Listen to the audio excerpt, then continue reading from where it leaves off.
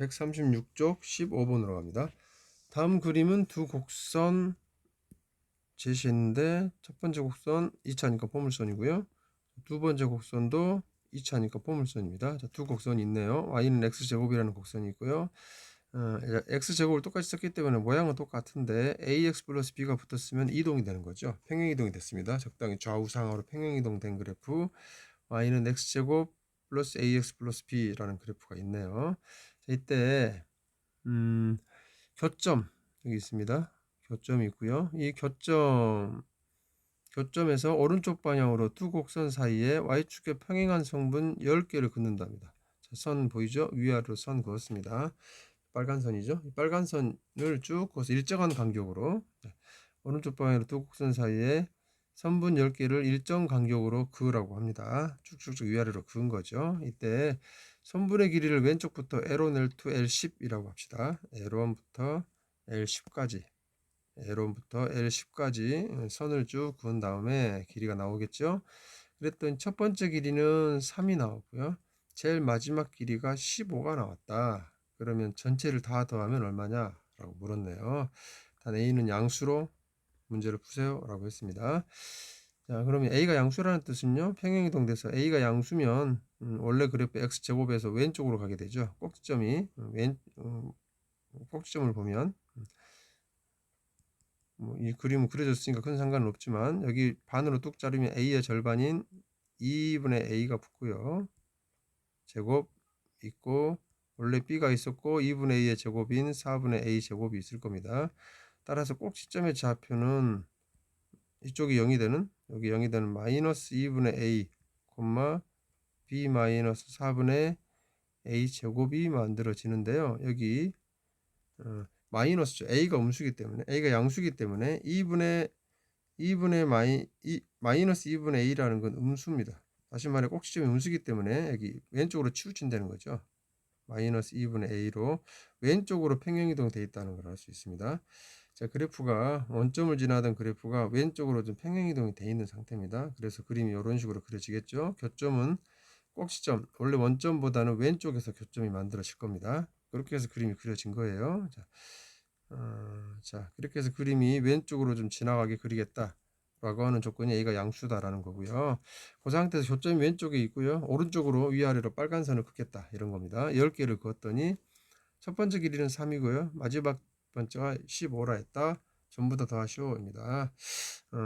느낌상 그런 느낌이 들죠? L1부터 L10, 즉 첫째 항부터 10번째 항까지 더하시오. 그러면 등차 수열의 합이거나 등비 수열의 합이겠죠. 여기서 수열에 관한 거니까요. 이 L이라는 요 길이가 일정 간격으로 그었던 L이라는 길이가 등차 수열이 되거나 등비 수열이 됐을 거고요. 그래서 그 합 계산을 공식을 쓰라는 걸로 느껴집니다. 근데 L이라는 길이가 L1, 2, 3, 4로 갈 때 등비인지 등차인지를 확인을 해봐야 될 것 같습니다. 자, 그러면 L1, L2를 어떻게 계산할지 생각해 봐야 되겠죠. L1, L2는 두 지점의 교점인 겁니다. 아니, 위에 두 포물선 사이에 높낮이인 거죠. 높낮이의 차이를 보는 거예요. 따라서 위쪽에 있는 여기 평행이동된 그래프 이쪽이 위쪽에 있죠. 그다음 이게 아래쪽에 있는 겁니다.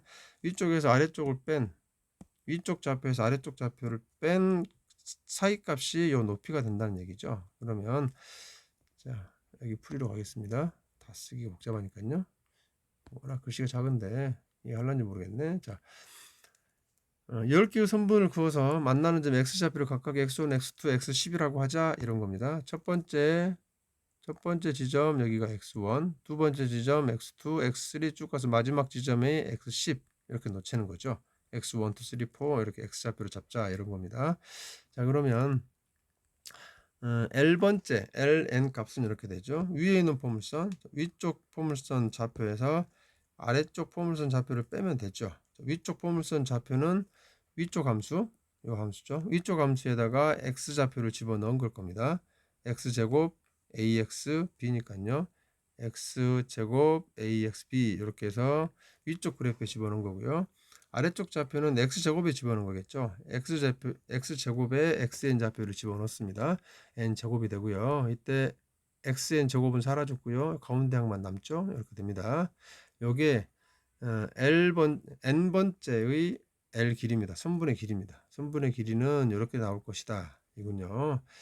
물론 x좌표는 x1부터 x10까지 10번 그은다 그랬으니까 10개의 좌표가 잡힐 거고요. 자, 이때 이 L1, L2가 어떤 수열을 이룰 것이냐, 등차냐, 등비냐를 봐야 되겠는데, 그렇다면 이 LN의 수열은 XN과 관련돼 있어 보입니다.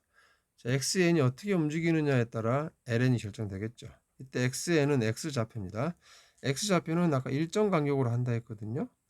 10개를 일정한 간격으로 한다 했기 때문에 x1부터 xn까지는 간격이 일정합니다. 다시 말해 등차 수열이 된다는 거죠. 등차 수열. 그 간격이 여기서 얼마인지 남아있지는 않지만 일정한 간격, 그거를 d라고 해본다면 그 d만큼의 차이를 발생시키겠죠. 일정한 간격을 d라고 하자 이겁니다. 그러면 두 좌표 사이에 x좌표 사이에 바로 옆에 있는 좌표들 사이에는 d만큼 벌어질 겁니다. xn 플러스 1과 xn 차이는 d가 된다는 얘기죠. 이렇게 해서 xn이라는 수열이 등차 수열을 이룹니다. 그러면 ln이라는 수열은 다음과 같네요. ln이 어떤 수열을 이루느냐, 마찬가지 등차 수열을 이룰 가능성이 높아 보이는데, 등차 수열임을 확인하는 방법은 두 개의 차이를 보는 거죠. ln 플러스 1번째와 n번째 사이의 길이의 차이를 보는 겁니다. 빼보면 이게 n 플러스 1번째 항이겠죠. 주어진 여기 xn에다가 xn 플러스 1로 바꾸면 될 겁니다. 이렇게. 그다음에 여기다 써볼까요? 원래는 이렇게 되죠.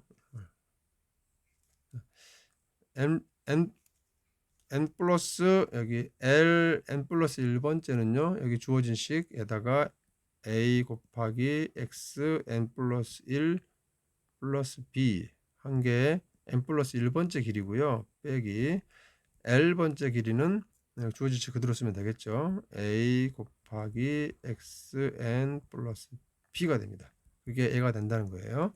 xn 플러스 1번째 길이 ln 플러스 1번째, 그 다음에 이거는 ln번째 이렇게 되겠군요. 두 개를 빼라 그러면요, b는 소거됐고요. 자, a를 묶겠죠. a를 공통으로 묶어주면 xn 플러스 1 마이너스 xn 이렇게 될 겁니다. 이렇게 됐네요. b는 없었기 때문입니다. 소거됐고요. 이때 x라는 수열은 n 플러스 1번째와 n번째의 차이가 d로 일정하다라고 했었습니다. 간격을 일정하게 그런데 했었으니까요. 공차 d가 발생하죠. 따라서 이 두 개의 차이 xn 플러스 1, 여기 xn 플러스 1은 d라고 쓰면 될 겁니다. 공차 d, xn이 갖고 있는 공차 d가 되네요. 그리고 a는 그냥 상수죠. 상수. 자, 그렇다면 ad도 상수란 얘기고요. L이라는 수열은 두 개의 차이, 옆항과의 차이가 AD를 상수로 하는 그 차이가 AD라는 상수로 갖게 되죠. 상수기 때문에 이게 차이가 일정하다는 뜻이 됩니다. AD가 공차가 된다는 얘기죠. 다시 말해서 L이라는 수열은 AD를 공차로 갖는 수열이 됩니다. 자, 그러면 이제 다 됐네요. 자, 말을 좀 복잡하게 했는데, 자, 등차 수열입니다. L도 등차 수열이라는 얘기입니다. 자, L1부터 L10까지 더하라고 했는데 이 수열 자체가 AD를 공차로 갖는 등차 수열입니다. 따라서 등차 수열의 합 공식을 쓰면 되겠네요. 이때 첫째 항을 줬죠. 첫째 항을 3이라고 줬고요. 마지막 항도 줬기 때문에 첫째 항과 마지막 항을 쓰는 공식을 쓰면 될 겁니다. 2분의 n a 플러스 l 이 공식이에요. 2분의 n 10개를 더하겠습니다. 10, a는 3 문제에 줬고요. 마지막 항 15 줬습니다. 2분의 n a 플러스 l 공식으로 등차수열의 합을 계산하면 이 선분의 길이의 총합은 90이 되겠네요. 자, 말을 좀 복잡하게 했는데 개념은 이렇죠. 위아래로 그은 요 선분의 길이들이 일정 간격으로 그었다면 그 길이는 등차수열이 된다라는 거고요. 등차수열의 합을 이용해서 계산해 주면 된다 이런 얘기입니다. 이상입니다.